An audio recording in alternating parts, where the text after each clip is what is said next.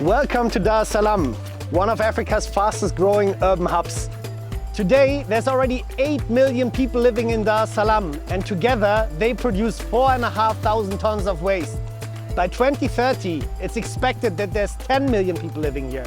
That's the status of a mega city in line with New York, Los Angeles, Tokyo, all the major hubs in the world. And the big question is, will this city drown in waste? We have to ask ourselves that question because quite visibly there is a massive problem. Like in so many other parts of the world, prosperity and with that also the usage of plastic grew faster than the necessary infrastructure or services could develop. As a result, a lot of people dump their trash into the rivers, into nature. From there, it goes into the ocean and onto the beaches of the tiny remote islands off of the coast of Dar es Salaam. To figure out whether or not there's hope, we got in the car with our local partner. We went to explore Dar es Salaam's only official dump site and were asked to leave. Spoke to people who work with waste every single day to hear their opinion on what needs to change, and we saw glimmers of hope.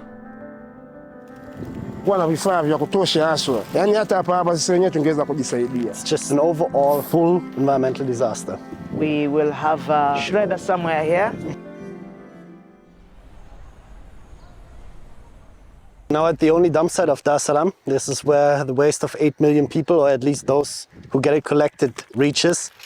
And this place is on fire. You can see leached water left and right. There's going into the groundwater. And if you follow me, you will clearly see that there's not a single plastic bottle here, because all the things that have a value are already out of the market. We see here only soft plastics, multi-layer packaging, all that stuff that cannot be recycled. And it's just sitting here under the open sky with all the organic waste that is slowly turning into methane and is going into the atmosphere. And over time, this will all burn. Like you can see here that it burned and goes up in flames at 300 degrees, 200 degrees Celsius, which means you're producing furans, you're producing toxins.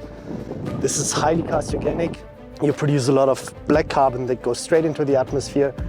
It's just an overall full environmental disaster. Yeah, a lot of fire retardants in there. You can't recycle it. Cannot recycle. And this is PVC. PVC, yeah. There's chlorine in it, so you can't even burn it. This is the stuff that needs to go immediately. There's no reason why we should have PVC in any kind of packaging products. 500 people work here. 65 acres, hectares. I wonder how tall that mountain is, but it is insane, especially like, look at the fires back there. Why is there money? This is money, or used to be money. It's paper waste now. All right, I think let's go before we get in trouble. Yes. Can't even see the fire, it's burning from within. This is going on 24/7. Despite all the negative aspects we've just seen, landfills do provide income to thousands of people. However, with companies pushing ever more packaging into the market, it's really hard for waste workers to know what's valuable and what's not. During our trip, we were asked multiple times to stop filming by tourists and citizens alike. Out of respect to them, we can't show that. However, this reaction is something we experience around the world. As soon as you show up with a camera to document and talk about pollution, people want you to stop. Many are ashamed, others feel like they are caught doing something wrong, but it's rarely the individual's fault. Our ethos is in line with former football coach Bill Parcells. Blame nobody, expect nothing, do something. We're not here to expose countries, individuals or anyone else. Our goal is truth-finding, which is required to find solutions. Yeah, rarely is a wall a beacon of hope or anything positive, but in this case I think we can very confidently say that it is, because after what we've just seen on this landfill, I think we can all agree that this is not how things should be and how things should continue. Unfortunately, in this very specific place, there's going to be a waste management center soon, which is going to manage the waste much better than what we've just seen. And most importantly, this center will manage all plastic waste, not just the recyclable PET bottles that we've just seen, but also all the non-recyclable stuff, the multi-layer stuff, everything is going to be accepted here, sorted, so that we can make sure that whatever can go into recycling will go into recycling, and whatever can't be recycled is not going to that dump that we've just seen where things burn under the open sky. It will still burn because it's going to be used as a fuel for now until there's a better option to deal with that plastic. But we're working with the cement industry that's using it at incredibly high temperatures. So there's no toxins, there's no furans. It's a safe process, it's a monitored process.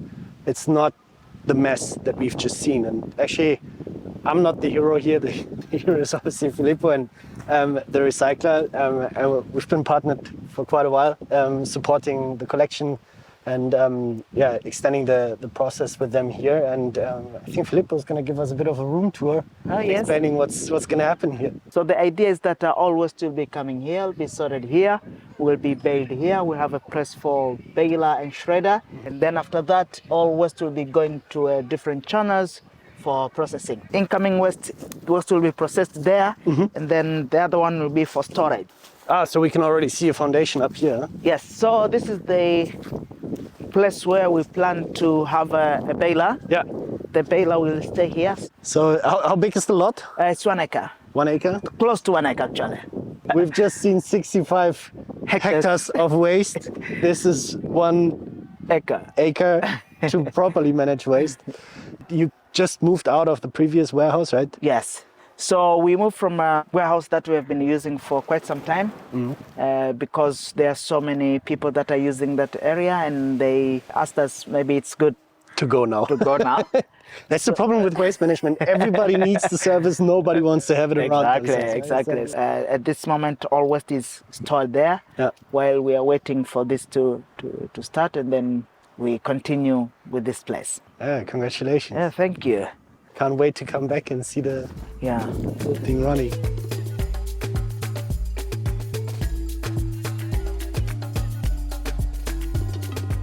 As we've seen at the dump site earlier, valuable plastics are taken out early and go to recycling. We wanted to understand how that works. We met Hussain, who runs a small collection center for plastics. Wanaleta kama imechanganyikana hivi. Kama jinsi unavyoiona. Nadhani kama unavyoona pale chini pale, inakuwa ni plastiki, mimi naambia nataka zote. Nachukua mtaani. Kuna watu wananitega hapa, nanunua. Nikishanunua nina sort. Kuna zile ambazo hazifai, ambazo ni plastiki ambayo huwezi ukaifanyia chochote. Ndio waga nampaga Mr. Javan. Mr. Javan works for the Recycler, a local waste and recycling company that is partnered with CLEANHUB. Through plastic credits, we give non-recyclable plastics a value so that collectors see an equal value in collecting them like they see in recyclable plastic. And that way, keep that non-recyclable plastic out of the environment and the oceans. Watu wanaleta hapa nina watu wengi. Nina vijana ambao wako ofisini ambao wanakusanya huko mtaani, ambapo wako vijana 5, lakini kwa mzigo kwa wiki za kukusanya labda tani 3 mpaka tani 3.5. Hizi plastiki, kuna plastiki ambazo zinakuwa ziko tu mtaani. Lakini kuna plastiki ambazo zinatoka kwenye mitaro ya maji. Shule nimeanza kwa sababu nimeona ni kazi ambayo ninaweza kufanya nikipatia kipato. Ndio kitu mimi kimesukuma, nilijaribu kuchunguza, nikasema basi hii kazi nikifanya ninaanza kupata kipato, nikakizi mahitaji yangu, basi ndio kitu nisukuma hicho. Ndio ni kazi.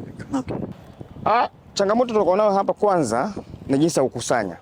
Maana tunakusanya tunatumia labda matoroli na yale maguta.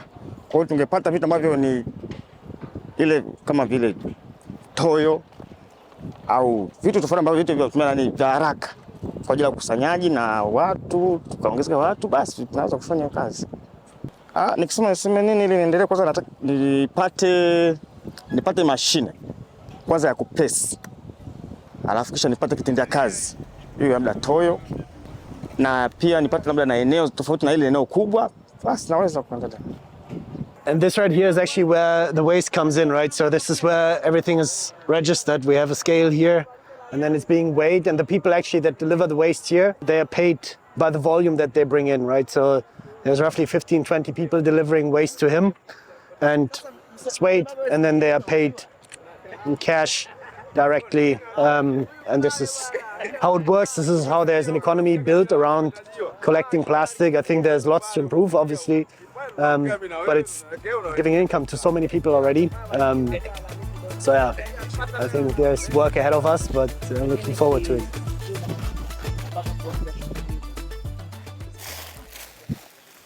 Naitwa Karim Mwenyipazi.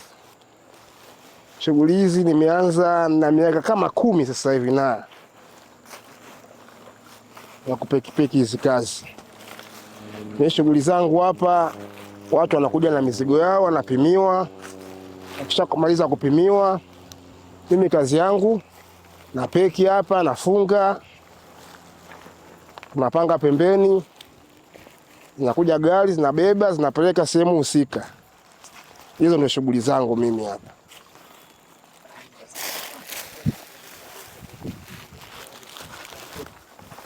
Kutokana na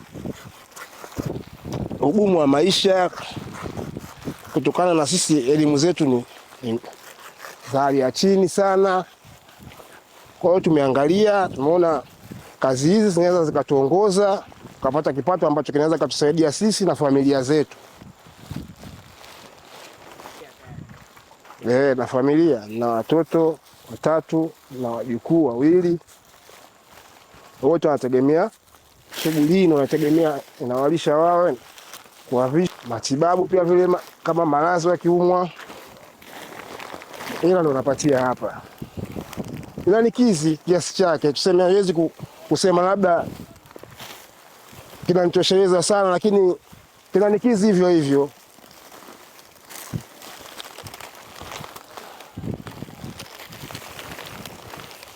Unaona, kwa sisi hapa naona tungeongezewa labda miundombinu. Tungeongezewa miundombinu, basi ingeweza labda kutukizi kidogo. Yaani miundombinu kwa hapa nilikuwa naona changamoto, tungepata vifaa ambavyo vingeweza kutusaidia. Mimi naamini hapa kama tungekuwa na vifaa vya kutosha haswa, yaani hata hapa sisi wenyewe tungeweza kujisaidia kama tungekuwa na vifaa hasa vya kutosheleza. So, will the city drown in waste? We don't know because we can't see into the future. But what we can do is we can keep working on keeping the planet a tiny little cleaner than it was yesterday. And we can keep championing the people on the ground doing all the good work, and we can keep funding the projects that keep our planet clean. And what you can do is subscribe to our channel, because by doing that, you are showing the world that you want to see a cleaner planet. And by that, also more and more brands will wake up to the fact to adopt to what the consumers, what you want. You are the ones that give them the money, so demand more from them. And with that, all I can say is subscribe to our channel today.